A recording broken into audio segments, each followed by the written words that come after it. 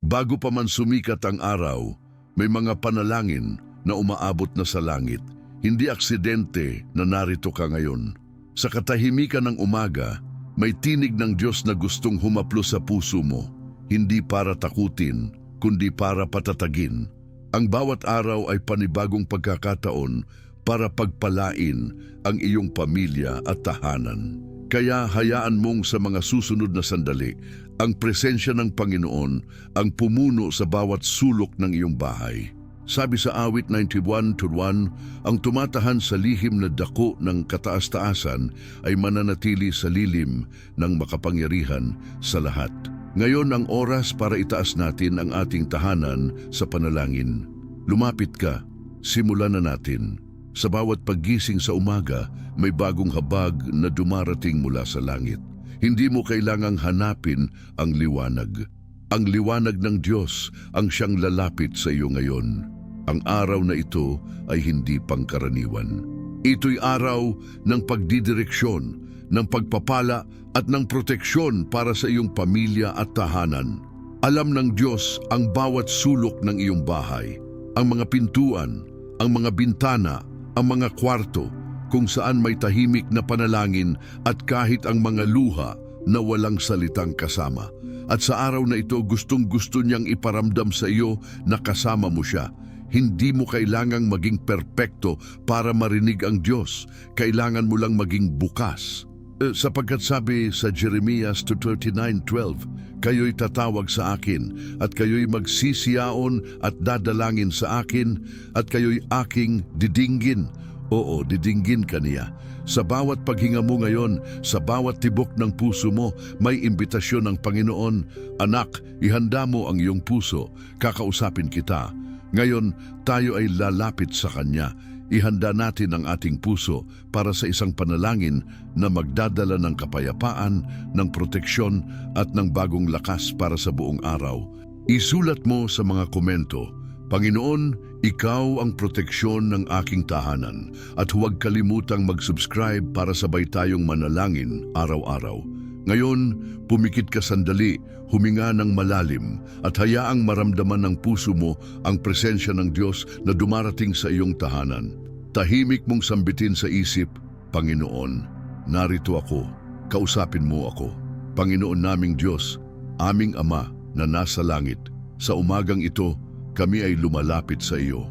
Hindi dahil kami ay karapat-dapat, kundi dahil Ikaw ay tapat. Ikaw ang aming kalakasan, aming kanlungan, at aming ilaw sa bawat araw. Sa bawat pintig ng aming puso, sa bawat patak ng oras, nais naming Ikaw ang maging sentro ng aming tahanan. Kaya't ngayon, itinatangi ka namin, itinatayo ka namin sa gitna ng aming pamilya. Itinatakda ka namin bilang hari ng aming buong sambahayan. Panginoon, maraming salamat po sa bagong araw. Salamat sa panibagong pagkakataon para magsimula muli. Salamat sa bawat hininga, bawat hakbang, bawat pagkakataong makalapit sa iyo. Sa panalangin ng umagang ito, nais naming isuko ang lahat ng nasa amin. Ang aming plano, ang aming takot, ang aming kahilingan, ang aming pagod, ang aming pag-asa. Sa iyo namin inilalagay ang aming buong pamilya, mula sa pinakamatanda hanggang sa pinakabata, mula sa bawat magulang na nagtatrabaho hanggang sa mga anak na nag-aaral, hanggang sa mga lola at lolo na patuloy na nananalangin. Panginoon, balutin mo po ng iyong banal na presensya ang aming tahanan. Gawin mo itong kanlungan ng kapayapaan, balwarte ng pananampalataya at pugad ng iyong pagmamahal. Sabi mo sa awit 91:1-2, ang tumatahan sa lihim na dako ng kataas-taasan ay mananatili sa lilim ng makapangyarihan sa lahat. Aking sinasabi tungkol sa Panginoon, Siya ang aking kanlungan at aking kuta, ang aking Diyos na siyang tinitiwalaan ko. Panginoon, ito ang deklarasyon ng aming pamilya, na kami ay nananahan sa ilalim ng iyong lilim. Inaangkin namin na ang aming tahanan ay hindi na lugar ng takot, kundi ng pananampalataya. Hindi na lugar ng ingay ng mundo, kundi tahanan ng tinig mo. Hindi na lugar ng pagkalito, kundi ng katiyakan mula sa iyo. Linisin mo, Panginoon, ang aming mga puso. Patawarin mo kami sa lahat ng aming mga pagkukulang, sa lahat ng oras na hindi ka namin inuna, sa lahat ng pagkakataon na pinairal namin ng galit kaysa pagpapakumbaba. Ngayon, iniaalay namin ang lahat sa iyo. Protektahan mo ang aming tahanan mula sa lahat ng hindi namin kayang kontrolin, sa mga bagay na hindi namin nakikita, sa mga panganib sa labas, sa mga espiritong gustong magdala ng kaguluhan, kabiguan, sakit at pagkakawatak-watak. Panginoon, sa pangalan ni Jesus, wawasakin mo ang lahat ng iyon. Sa iyong pangalan itinataboy namin ang lahat ng espiritu ng takot at binibigkas namin ang kapayapaan na nagmumula lamang sa iyo. Pumasok ka, Panginoon, sa bawat kwarto ng aming bahay. Sa aming sala, puno ng tawa at kwento, gawin mong sentro ang iyong espiritu. Sa aming kusina, doon kung saan kami nagsasalo, dalhin mo ang biyaya. Sa aming silid, kung saan kami nagpapahinga, ilatag mo ang kapayapaan na hindi kayang ibigay ng unan o tulog. At sa aming pintuan, Panginoon, ikaw ang maging tagapagbantay. Panginoon, itinataas din po namin ang araw na ito. Gabayan mo ang aming mga hakbang. Buksan mo ang tamang pinto at isara ang mga hindi galing sa iyo. Palakasin mo po kami sa panahon ng pagod. Palalimin mo ang aming pananampalataya sa mga oras ng pagsubok. Tulungan mo kaming tumahak sa landas ng iyong kalooban, kahit minsan ay hindi ito komportable. Sabi mo sa Kawikaan 3:5-6, magtiwala ka sa Panginoon ng buong puso mo at huwag kang manalig sa iyong sariling karunungan. Kilalanin mo siya sa lahat ng iyong mga lakad at itutuwid niya ang iyong mga landas. Iyan ang aming dasal, na sa bawat desisyon, sa bawat panalangin, sa bawat paghakbang, ikaw ang aming kasama. Panginoon, dinudulog din po namin ang mga pangangailangan ng aming pamilya. Sa kalusugan, pagalingin mo po ang may sakit. Sa kabuhayan, buksan mo ang pintuan ng oportunidad. Sa relasyon, pag-isahin mo po ang pusong nagkakahiwalay. Sa kinabukasan, bigyan mo kami ng panibagong pag-asa. Kung may anak na nawawala sa landas, akayin mo pabalik. Kung may puso na sugatan, pagalingin mo. Kung may nanay o tatay na pagod na, palitan mo ng lakas. Alam naming hindi mo kami kailanman iniwan, at kahit minsan parang tahimik ka, ikaw ay gumagawa. Kaya ngayon, aming sinasabi, Panginoon, salamat dahil ikaw ay tapat. Salamat sa mga panalangin sinagot mo na. Salamat sa mga panalangin sinasagot mo pa lang. Salamat sa mga sagot na hindi pa namin naiintindihan pero alam naming laging tama. Sa panalangin ng umaga na ito, itinatalaga namin ang buong araw. Hindi lang ito simula ng oras, kundi simula ng panibagong panahon. Panahon ng pagbangon, panahon ng pananampalataya, panahon ng muling pag-asa. Ikaw ang Diyos ng aming tahanan. Ikaw ang Diyos ng aming pamilya. Ikaw ang Diyos ng bawat detalye. Kaya ngayong umaga, ito ang aming panalangin, manatili ka sa amin, sumama ka sa bawat hakbang, bantayan mo ang bawat pintuan, palakasin mo ang bawat puso, buuin mo ang bawat sirang relasyon, at higit sa lahat, patatagin mo ang aming pananampalataya.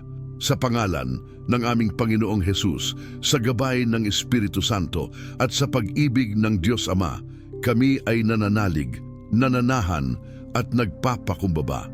Amen. Amen. Amen. Ngayon, kung naramdaman mong tumago sa puso mo ang panalangin ito, isulat mo sa mga komento, kami ay sa Panginoon o ang bahay namin ay sa ilalim ng proteksyon ni Jesus. At kung may gusto kang ipagdasal, banggitin mo ang pangalan niya sa comments. Iisa lang tayo ng layunin dito, ang itaas ang bawat tahanan sa presensya ng Diyos. At kung gusto mong simulan ng bawat araw na may kapayapaan, mag-subscribe ka na sa channel na ito dahil araw-araw tayong maglalakad kasama si Lord. Masasaksihan mo pa ang susunod dahil may isang kwento sa Biblia na gustong-gusto kong ibahagi sa iyo. May isang kwento sa Biblia na napaka-espesyal. Isa ito sa mga paborito kong ibahagi tuwing may nangangailangan ng direksyon at proteksyon sa kanilang pamilya, at ito'y hindi lang basta kwento. Ito'y paalala ng katapatan ng Diyos sa mga taong handang makinig, sumunod at manampalataya kahit walang kasiguruhan. Naalala mo ba si Noe? Isang karaniwang lalaki. Hindi hari, hindi propeta, hindi pinuno ng bayan, isa lang ama ng tahanan na nakarinig ng utos ng Diyos at buong puso itong sinunod. Sa panahon niya walang ulan, walang bagyong parating, pero sinabi ng Diyos, gumawa ka ng arka, isang arka para sa kaligtasan, isang arka para sa kanyang pamilya. Isipin mo yon. Gumagawa siya ng bangka sa gitna ng tuyong lupa. Pinagtatawanan siya ng mga tao, pinagdududahan siya, pero hindi siya bumitaw. Bakit? Dahil may sinabi ang Diyos. At sa puso ni Noe, sapat na iyon. Hindi ba't ganyan din minsan ang pakiramdam natin? Gumagawa tayo ng mga bagay ayon sa paniniwala natin sa Diyos. Nagdadasal, nagpapakumbaba, nagpapatawad, nagtitiwala kahit parang walang nagbabago. Pero gaya ni Noe, hindi natin kailangang makita ang ulan para patuloy tayong gumawa ng arka ng pananampalataya. Sapagkat ang panalangin ng umaga na ginagawa mo, ang mga salita mong binibigkas tuwing humihiling ka ng proteksyon sa pamilya mo, iyan ang arka mo. Isipin mong ganito, sa bawat panalangin mo, may pakukang ipinupukpok sa haligi ng espiritual na proteksyon ng tahanan mo. Sa bawat araw na inuuna mo si Lord, may kahoy kang idinadagdag sa matibay na pundasyon ng pamilya mo. Sa bawat salitang Panginoon, ikaw ang bahala, may bubong kang inilalatag laban sa ulan ng pagsubok. Sabi sa Hebreo 11:7, dahil sa pananampalataya si Noe, nang paalalahanan ng Diyos tungkol sa mga bagay na hindi pa nakikita, ay natakot sa Diyos at gumawa ng isang arka para sa kaligtasan ng kanyang sambahayan. Kaligtasan ng kanyang sambahayan. Hindi siya gumawa ng arka para lang sa sarili niya, para iyon sa kanyang pamilya.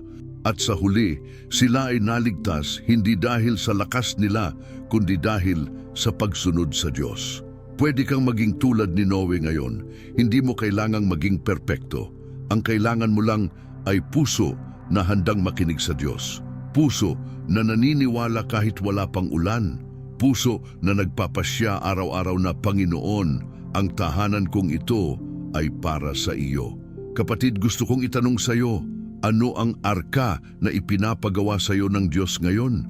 Maaaring ito'y paghingi ng tawad sa isang miyembro ng pamilya, o pag-iiwas sa maling landas, o kaya ay pagsisimula ng bagong ugali sa loob ng tahanan tulad ng sama-samang pananalangin tuwing umaga. Baka pinapaalala niya sa iyo na ipanalangin ang asawa mo araw-araw o ipagdasal ang anak mong tila naliligaw ng landas. Huwag mong baliwalain ang paanyaya ng Diyos dahil ang ginagawa mong maliit na hakbang ngayon, maaaring iyon ang arka ng kaligtasan para sa buong sambahayan mo. At kahit hindi ito napapansin ng iba, ang langit ay nakatingin. Ang langit ay nakikinig. Ang langit ay gumagalaw. Minsan iniisip natin wala namang nangyayari, pero ang totoo, habang nananalangin ka, may mga pintuan ng proteksyon na binubuksan ng Diyos. May mga panganib na hindi mo man alam ay iniiwasan ka na. May mga taong inilalayo sa pamilya mo. May mga sakit na hindi tinutuloy. May mga salitang hindi na ibubulalas para hindi makasakit. At may mga himalang unti-unting binubuo sa katahimikan. Alalahanin mo ito. Hindi sayang ang bawat panalangin. Hindi sayang ang bawat pagsunod. Hindi sayang ang bawat paghawak sa pangako ng Diyos. Noe waited, worked, and trusted God, and so can you. Ngayon, hayaan mong tanungin kita ng taimtim. Sa loob ng tahanan mo, sino ang gumagawa ng arka? Sino ang nagbabantay ng pinto ng panalangin? Sino ang nagsasabi araw-araw na, Panginoon, ikaw ang una sa bahay na ito? Baka ikaw ang tinatawag ng Diyos na maging tagapagtayo. Hindi mo kailangang mag-isa. Hindi mo kailangang maging malakas. Kailangan mo lang maging handa. At ngayong naririnig mo ito, marahil sinasabi rin ng Diyos sa puso mo, Anak, gawin mong tahanan ko ang iyong bahay. Palakasin mo ang pananampalataya ng pamilya mo. Ako ang bahala sa iba. Kaya mula ngayon, isipin mo si Noe. hindi bilang isang karakter sa Biblia, kundi bilang isang paalala na kayang protektahan ng Diyos ang buong pamilya basta't may isang taong handang maniwala. Ang arka ng pananampalataya ay hindi laging malaki. Minsan, ito ay isang panalangin sa umaga, isang amen bago matulog, isang pagpapatawad kahit masakit, isang tahimik na pananalig na kahit ano pa ang mangyari, may Diyos na gumagawa sa likod ng lahat. Kung naramdaman mong may tinuturo ang Diyos sa iyo habang naririnig mo ang kwento ni Noe, kung parang may kalampag sa puso mo na nagsasabing, "Ako na ang magsisimula sa pamilya ko," ito ang tamang oras. Simulan mo ngayon. Sa simpleng pananalita, sa taimtim na panalangin, sa araw-araw na pagkilala sa Diyos sa gitna ng iyong tahanan. At kung ramdam mo ngayon na ang presensya ng Diyos ay dahan-dahang bumabalot sa iyo, tahimik mong sambitin, "Panginoon, gawin mo akong tagapagtayo ng arka sa aming pamilya." At alam mong sa saglit na iyon, may bagong simula na nagsisimula sa loob ng iyong tahanan. Ngayong naranasan mo na ang kwento ni Noe, nais kong itanong sa iyo, sino ang gusto mong isama sa arka ng pananampalataya mo? Sino ang gusto mong dalhin sa panalangin? Isulat mo ang pangalan niya sa comments at sabay nating ipagdasal. Sabihin mo rin, "Panginoon, ako ang magtatayo ng arka sa aming tahanan." Iyan ang deklarasyon ng panibagong simula.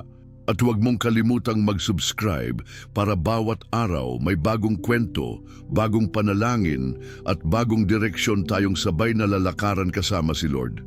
May isang makapangyarihang bagay akong gustong ibahagi sa susunod, isang sikreto mula sa Salmo 127 na magbabago ng pananaw mo tungkol sa proteksyon ng pamilya mo. Mula sa kwento ni Noe, narito ka ngayon na higit pa sa nakikinig, ikaw ay tagapagtayo ng espiritual na tahanan. Ang ating paglalakbay patungo sa puso ng pananalig ngayon ay hindi lang basta pagtitipon ng salita. Ito ay pagtayo ng pundasyon na walang hanggan, pagtatahi ng pananampalataya at proteksyon kasama ang Diyos. Oras na para pag-usapan ang tatlong espiritual na haligi na ikaw mismo ang naglalagay araw-araw. Una, ang kapangyarihan ng iyong pananalita bilang pundasyon ng tahanan. Hindi ito basta salita lamang kapag tumunog ang Panginoon, "Ikaw ang aming proteksyon." Iyon ay hakbang patayo, patibay na pader na bumabata sa bawat pagbulong mo ng panalangin ng umaga. Sa bawat amen na binibigkas mo ng buong puso, isang haligi ang ibinubuo, isang bantayog na kung saan nakakapit ang buong sambahayan mo. Ngunit hindi iyon nangyayari dahil sa lakas mo o sa husay mo, kundi dahil tinatawanan mo ito ng pananampalataya at pagtitiwala sa Diyos. Pangalawa, ang iyong pagsunod ay nagtataas ng espiritual na pader araw-araw. Kapag patuloy mong inuulit ang panalangin ng umaga, hindi dahil ito'y ritual, kundi dahil ikaw ay naglalakad sa direksyon ng Diyos. Bawat salita ay tila bato na inilulubog sa pundasyon ng balwarte. Panginoon, Ikaw ang tahanan namin. Ano ito kundi tili ng proteksyon na kumpleto sa liwanag at katiyakan kahit sa gitna ng dilim ng mundo. Mas kakaiba ito kapag pisikal man ang bagyong dumarating o emosyonal na unos ang nagpapahila ng puso mo. Mananatili ang tahanan mo dahil iyong pananalig na nasimulan sa panalangin ng umaga. Pangatlo, ang kamalayan na may anghel na nakabantay sa iyong tahanan. Kahit walang mata, ramdam mo. Hindi mo kailangang makita ang presensya ng Diyos. Sapat na ang presensya ng kapayapaan at katiyakan sa bawat bahagi ng bahay, kusina, sala, silid-tulugan.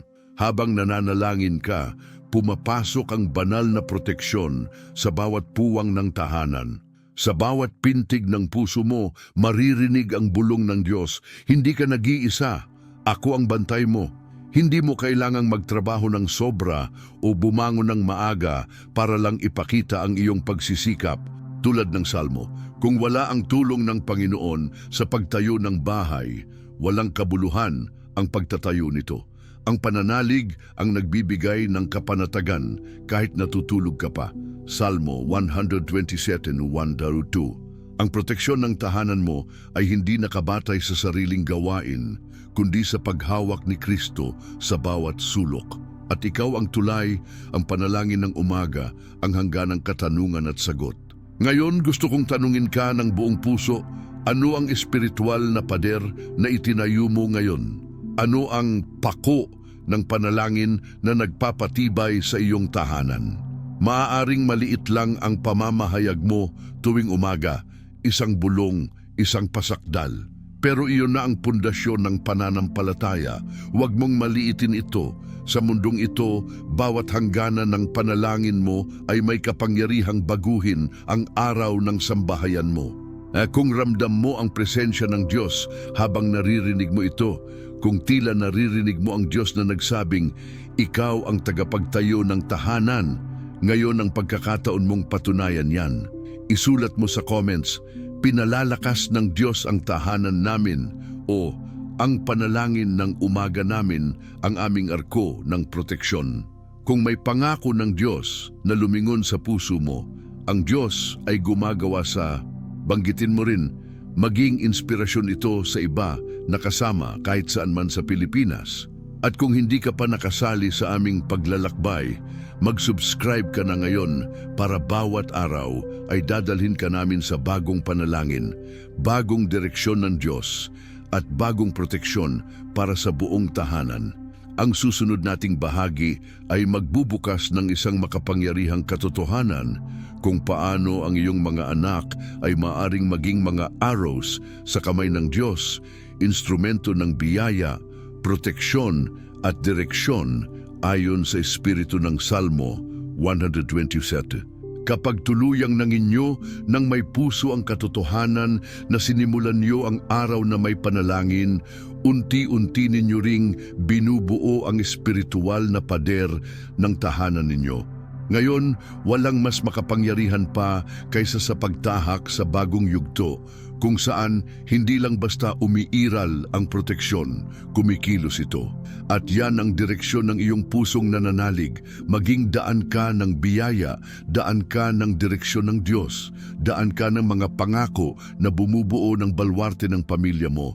Marahil naabot mo na ang isip na, paano pa maisusulong ang proteksyon ng tahanan ko? Oo, may susunod na hakbang. At hindi ito biglaan o lakad ng mag-isa. Ito ang magiging araw-araw mong pagpili, pagsisikap at pananampalataya sabay. Iniisip mo na siguro ang mga anak mo o mga mahal mo na parang mga araro na naghihintay mailunsad. Sa Salmo 127:4-5, sinasabing ang mga anak na lumaki sa kabataan ng ama, yung arrows in the hand of a warrior, ay biyaya, kaligtasan, proteksyon. Nakapagtataka na ang talatang iyon ay parang blueprint ng kung ano ang itinatawag mong tahanan, matatag, panalangin-based, protektado, buhay. Isipin mong ang bawat anak o kahit taong mahal mo sa tahanan ay arrows na inihahanda ng Diyos. Hindi lang para protektahan ka sa iyong pagtanda, kundi para ginto ka ng direksyon niya sa mundo. At alam mo ba, sa kultura ng Pilipinas, kapag sinabi mong bahay namin ay nasa kamay ng Diyos, may lalabas na kolektibong damdamin ng pananalig at pag-asa. Kaya ngayon, hinahamon kita, sino ang mga arrows mo? Sino ang mga tao sa bahay na nais mong magdala ng direksyon at proteksyon, hindi lang para sa sarili nila, kundi para sa iba?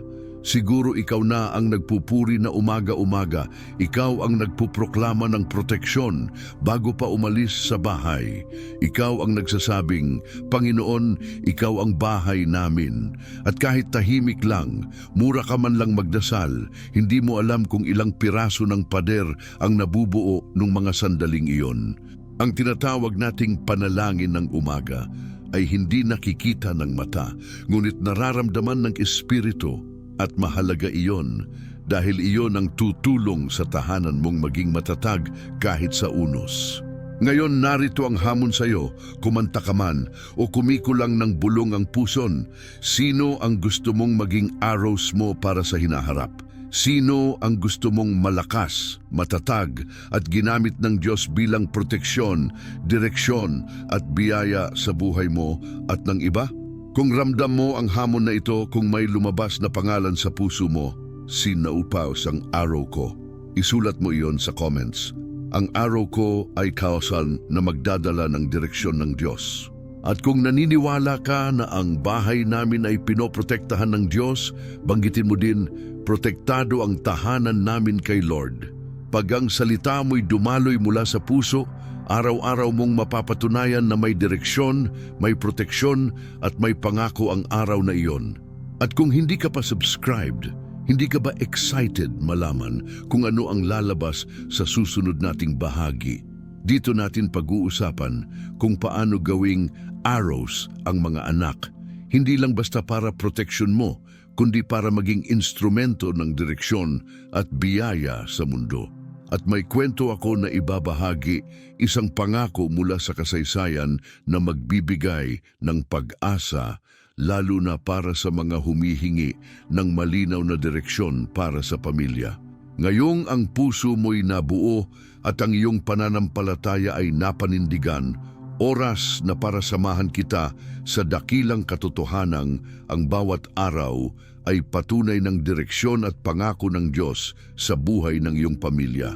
Hindi lang basta proteksyon ng iyong hinubog, tinuturo mo na ang landas, pinapangunahan ang liwanag at hinahandog ang seguridad na mula sa Kanya. Ang panalangin ng umaga ay hindi simpleng ritual.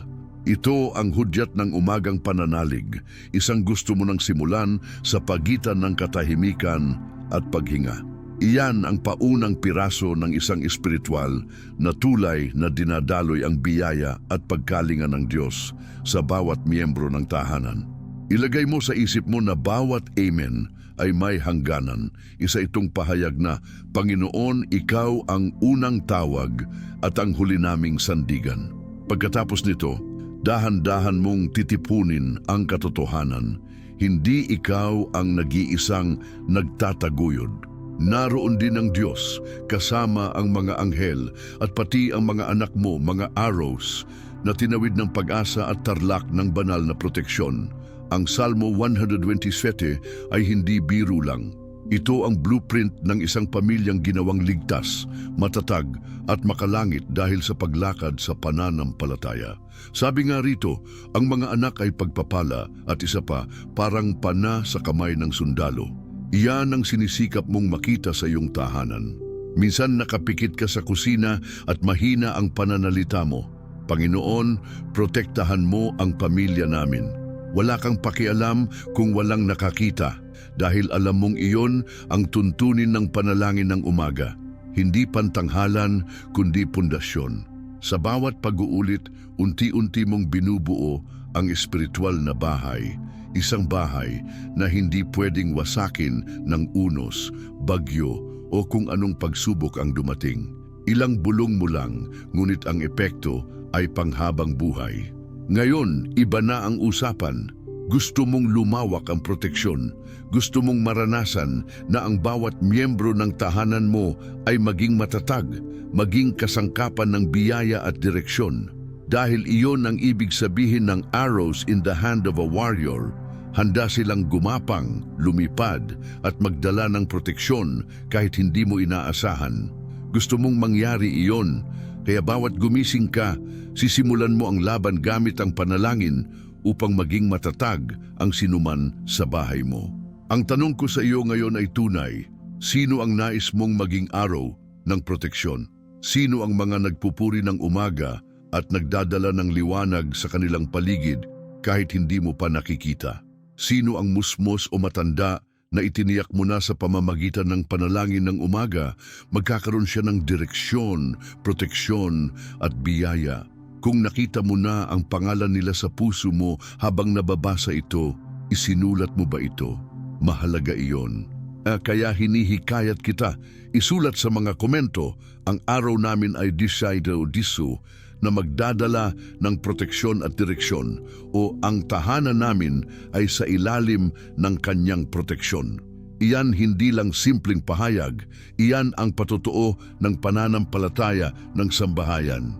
At kung may pangako ng Diyos na tumagos sa puso mo, ang Diyos ay gumagawa sa banggitin mo na rin para magbigay pag-asa at lakas sa iba. At kung hindi ka pa nakasubscribe, mag-subscribe ka na. Para sa susunod nating paglalakbay ay may kasama kang panibagong kwento. Isang kwento na magpapatibay sa iyong pananampalataya at magbibigay ng bagong ilaw sa proteksyon ng pamilya. Huwag kalimutan ring i-click ang video na nasa screen para sabay tayong magpatuloy sa kwento ng pangako na naghihintay para sa ating tahanan. Ikaw ang tagatapos ng panig sa panalangin ng umaga ngayon. Masdan ang liwanag ng Diyos sa bawat hakbang na susunod.